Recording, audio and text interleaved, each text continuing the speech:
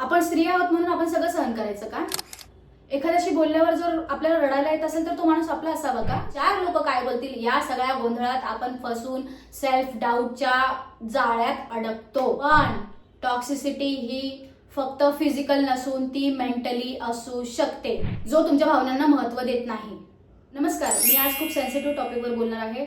Toxicity किंवा toxic people म्हणजे अशी लोक जी आपला चांगला विचार करत नाही, जी आपल्या समोर येतात आणि आपल्याला नेगेटिव्हिटी फील होते. आपल्याला अशी लोक आपल्या आयुष्यात नको असतात. अशा लोकांबद्दल जवळचा माणूस, जवळची व्यक्ती, नातेवाईक, मित्रमैत्रिणी किंवा अजून कोणी तुम्हाला गिल्टी फील करून देत असणार, असं दाखवणार की तुमचीच चुकी आहे, तू आणि फक्त तूच चुकीची आहे. असं जर समोरचा व्यक्ती जर तुम्हाला सांगत असेल तर थांबा, तो व्यक्ती टॉक्सिक असू शकतो. तर आपण पाहूया ह्या टॉक्सिक लोकांबद्दल की यांच्यापासून लांब कसं राहायचं आणि ते करताना आपल्या स्वतःला दोषी वाटू देऊ नये. म्हणून काय करायचं आपण या व्हिडिओमध्ये पाहूया. आता सगळ्यात आधी पहिल्या क्रमांकावर आहे टॉक्सिसिटी म्हणजे काय. खूप जणांना असं वाटतं की टॉक्सिसिटी म्हणजे शिवीगाळ, मारहाण, अब्युसमेंट. पण टॉक्सिसिटी ही फक्त फिजिकल नसून ती मेंटली असू शकते. आता टॉक्सिक व्यक्ती म्हणजे कोण? तर टॉक्सिक व्यक्ती म्हणजे जो तुमच्या भावनांना महत्त्व देत नाही, जो तुम्हाला म्हणतो एवढं काय वाटतंय तुला, जो नेहमी तुम्हाला चुकीचं ठरवतो, जो तुमच्या आनंदावर चिडतो, ज्याला तुम्ही खुश आहात असं आवडत नाही, तो जो तुमच्या दुःखाला, तुमच्या इमोशन्सला नाटक आहे, तू ड्रामा करतेस असं दाखवतो, तो टॉक्सिक. आणि जर हे तुमच्या लाईफमध्ये कंटिन्युअसली होत असेल, वारंवार होत असेल, तर तुम्ही वीक नाहीयेत, तो व्यक्तीच टॉक्सिक आहे असं तुम्ही समजून घ्या. आता पॉइंट नंबर 2 मध्ये आहे टॉक्सिक लोकांमुळे होतं तरी काय. टॉक्सिक लोकांमुळे काय होतं माहितीये? सगळ्यात आधी आपला सेल्फ कॉन्फिडन्स डाऊन होतो, आपला आत्मविश्वास डगमगायला लागतो, स्वतःलाच प्रश्न पडायला लागतो की अरे मीच वाईट आहे का, हा व्यक्ती माझ्यासोबत असा का वागतोय, माझी चूक झाली आहे का. आणि अशा प्रकारे आपण हसायला सुद्धा कधी कधी विसरायला लागतो. कोणी थोडं बोललं की रडू येतं, मन थकायला होतं. आणि यात सगळ्यात वाईट काय होतं माहितीये? आपण सेल्फ डाऊट करायला लागतो. कुठलीही गोष्ट करायच्या आधी आपण विचार करतो की ही गोष्ट माझ्याकडून होईल का, झाली तर लोक काय म्हणतील आणि याचा दुसऱ्यांवर काय इम्पॅक्ट होईल, दुसरे काय करतील, चार लोक काय बोलतील. या सगळ्या गोंधळात आपण फसून सेल्फ डाऊटच्या जाळ्यात अडकतो. पण लक्षात ठेवा, जर सतत कोणीतरी तुम्हाला अशा प्रकारचं दुखवत असेल तर चुकी तुमची नसून समोरच्याची आहे, हे तुम्ही लक्षात घ्या आणि सतत तुमचे प्रयत्न सुरू ठेवा. यात पॉइंट नंबर 3 आहे की आपण भ्रम करतो की ती किंवा तो सुधरेल. आपल्या स्त्रियांना आधीच सगळं सांगितलेलं असतं लहानपणापासून की तू ऍडजस्ट कर, तू थोडंसं सहन कर. म्हणून आपल्याला असं वाटतं की थोडंसं सहन केलं किंवा आपण त्यांचं ऐकून घेतलं, आपण शांत राहिलो तर समोरचा व्यक्ती बदलेल किंवा तो सुधरेल. पण असं होत नाही, उलट होतं. त्यांना अजून वाव मिळतो. म्हणूनच स्वतःला वाचवणं खूप गरजेचं आहे. आता आपण बघूया की या टॉक्सिक लोकांपासून लांब कसं राहायचं. तर त्याच्यामध्ये नंबर 1 वर आहे बाउंड्री सेट करा. सगळं काही सांगायचं नाही, काही एक्सप्लेन करायचं नाही आणि हे माझं पर्सनल आहे, हे मला तुम्हाला शेअर करायचं नाहीये, हे मला तुम्हाला सांगायचं नाहीये असं ठामपणे सांगा. बाउंड्री सेट करणे म्हणजे भिंत नाही बरं का, ती आपली सेल्फ रिस्पेक्ट आहे. त्याच्यानंतर त्यात येतं पॉइंट नंबर 2 म्हणजे रिॲक्शन्स कमी करा. आपण जेवढं रिॲक्ट करतो ना तेवढा समोरचा माणूस अजून आपल्यावर ओव्हर रिॲक्ट करायचा प्रयत्न करतो.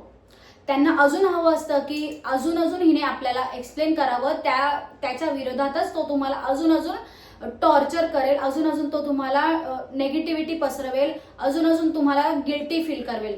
तर तसं न करता आपणच थोडंसं आपलं रिॲक्शन मोड कमी ठेवा. म्हणजे आपण रिॲक्ट करू नका, ठीक आहे समोरचा माणूस आपल्याला जोपर्यंत इजा पोहोचत नाहीये तोपर्यंत आपण त्याला इग्नोर करायला, शॉर्ट रिप्लाय द्या, सायलेन्स ठेवा, शांत राहा. सायलेन्स ही वीकनेस नाहीये बरं का, ती आपली पॉवर आहे.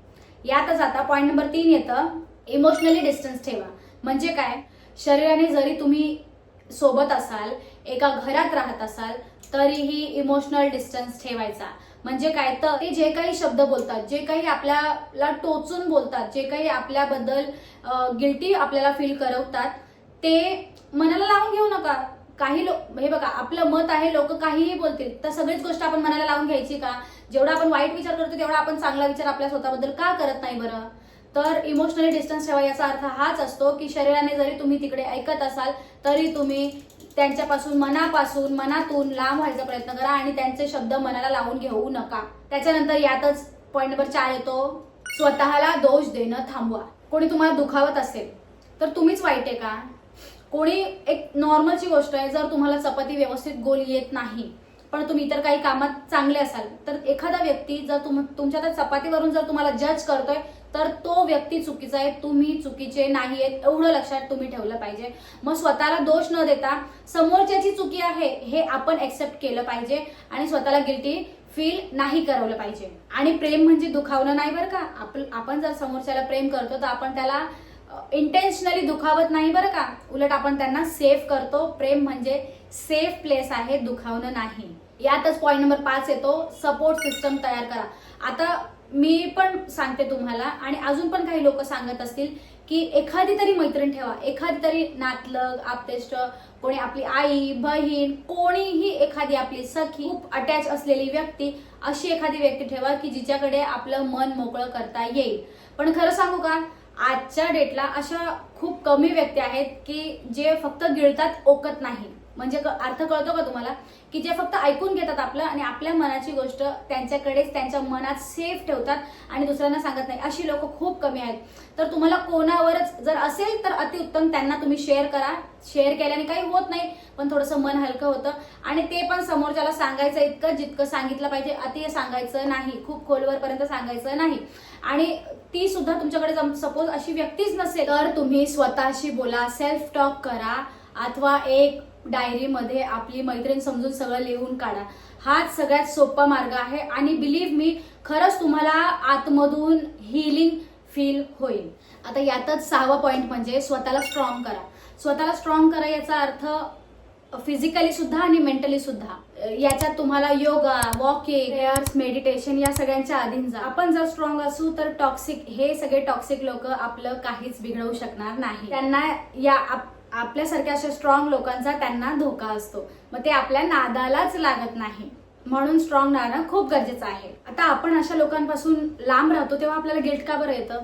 कारण आपल्याला लहानपणापासून स्पेशली स्त्रियांना समजवलं जातं की काहीतरी प्रॉब्लेम्स असतील, थोडंफार ऍडजस्ट कर, सहन कर आणि सगळ्यांना सांभाळून घे.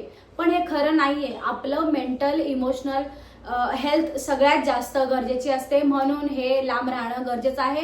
आणि म्हणूनच स्वतःला गिल्टी करणं आपण सोडून द्यावं. मेंटल पीस हे लक्झरी नसून हे आपलं नीड आहे आणि ते आपण प्रत्येकाने बाळगायलाच हवं. नमस्कार, मी सोनेश्वरी. इथपर्यंत तुम्ही व्हिडिओ पाहिला त्यासाठी मनापासून धन्यवाद. व्हिडिओ जर तुमच्या काळजाला जरा तरी लागला असेल तर व्हिडिओला नक्की लाईक करा. पाठवा हा व्हिडिओ त्या मैत्रिणीला जिला हिची खरंच गरज आहे. आणि तुमचे काही सजेशन्स असतील, काही विचारायचं असेल तर खाली कमेंटमध्ये मला नक्की कळवा. भेटूया पुन्हा एका अशाच रिलेटेबल टॉपिक सोबत. तोपर्यंत सेल्फ केअर करा, सेल्फ लव्ह करा आणि अशा टॉक्सिक लोकांपासून लांब राहा. Bye bye.